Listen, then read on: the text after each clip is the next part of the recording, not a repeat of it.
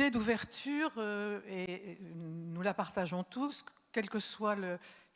plan. Du point de vue économique, nous savons que le libéralisme vaut mieux que le protectionnisme, que la façon dont on a géré la crise de 29 a été catastrophique à cause du protectionnisme, celle de 2008 moins catastrophique parce que justement il y a eu des échanges. Donc d'un point de vue économique, nous sommes pour l'ouverture. D'un point de vue social également, le projet démocratique consiste à inclure toutes les populations, y compris les plus marginales ou les plus étrangères. C'est notre valeur à tous, c'est l'acceptation de l'autre, que l'altérité et le débat fait partie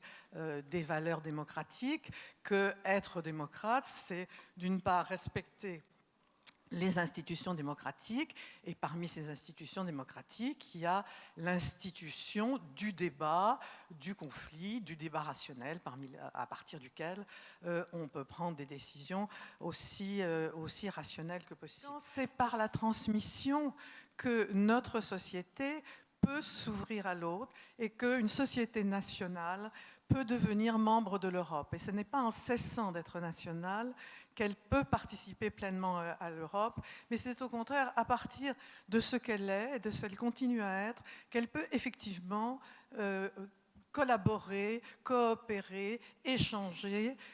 avec les autres pays européens et construire cette entité nouvelle, sans précédent, qu'est l'Europe. Et je pense qu'il faut insister aussi